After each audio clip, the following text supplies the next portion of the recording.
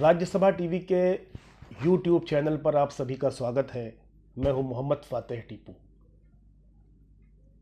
दोस्तों, 6 महीने पहले दिल्ली की हवा का वो हाल था कि यहां पर सांस लेना भी मुश्किल हो रहा था। आप जानते हैं कि दिल्ली का शुमार देश ही नहीं बल्कि दुनिया के सबसे ज़्यादा प्रदूषित शहरों में होता है। कोई इस प्रदूषण का जिम्मेदार पराली को ठहरा रहा था, कोई दिवाली के पटाखों को ठहरा रहा था, कोई इसका जिम्मेदार डीजल गाड़ियों के माथे दे रहा था। तो अलग अलग नज़रिया था लोगों का। सरकारें लगातार प्रदूषण को कम करने के लिए कदम उठाती रहीं, दिशा निर्देश जारी करती रहीं, यहाँ तक कि इतनी ख़राब स्तर तक प्रदूषण पहुँच गया कि इसको राष्ट्रीय संकट घोषित करना पड़ा। सुप्रीम कोर्ट ने लगातार हरियाणा और पंजाब, उत्तर प्रदेश और दिल्ली के मुख्य सचिवों को दिशा निर्देश दिया कि आप इस पर कदम उठाइए। नेशनल ग्रीन ट्रिब्यूनल भी अपने अपने स्तर पे सरकारों को दिशा निर्देश जारी करता रहा कि प्रदूषण को कम कीजिए। लेकिन आप देखिए कि ये प्रदूषण कहीं ना कहीं, जिसको लेकर के सरकारें लगातार गाइडलाइन जारी करती रहीं, पहल भी करती रहीं, लेकिन कोई ख़ास फ़र्क देखने को नहीं मिला, खासकर दिल्ली में। लेकिन अचानक जब से देश लॉकडाउन की स्थिति में आया है, तब से आप देखिए कि दिल्ली की आबोहवा एकदम बदल गई है।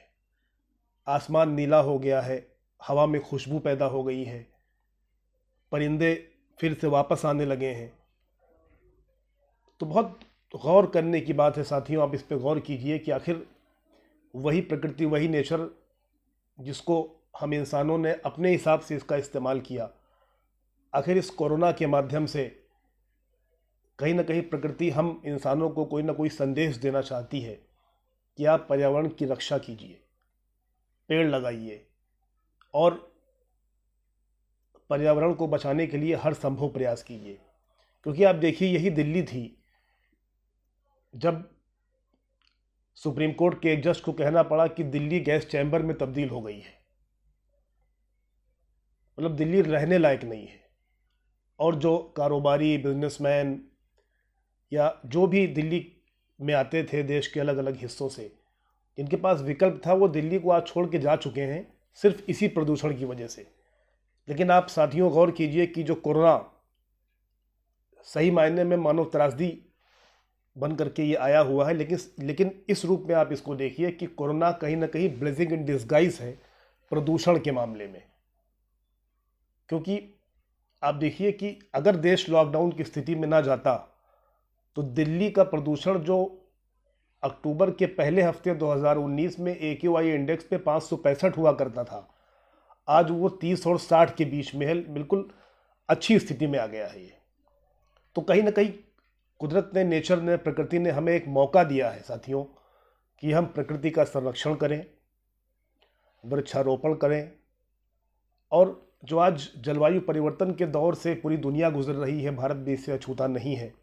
अभी हाल में ही इंडिया दिल्ली ने उसकी मेज़बानी की है UNCCD COP18 में, कि उस पर दिल्ली डिक्लेरेशन भी हुआ किस तरीके से हम पर्यावरण की रक्षा के लिए सरकार देश के तमाम, दुनिया के तमाम देशों के साथ कदम से कदम मिलाएगी। तो कहीं ना कहीं एक बहुत अहम विषय है ये प्रकृति को बचाने का। तो आज हम देश के तमाम नागरिकों से ये आग्रह करते हैं कि आप अपने अपने स्तर पे ये संकल्प लीजिए, ये अहद कीजिए कि हम पर्यावरण को बचाने के लिए सकारात्मक कदम उठाएंगे, वृक्षारोपण करेंगे और तमाम जो सरकार की गाइडलाइन है पर्यावरण के संरक्षण के संदर्भ में, हम उसका पालन करेंगे। इस एपिसोड में फ़िलहाल इतना ही।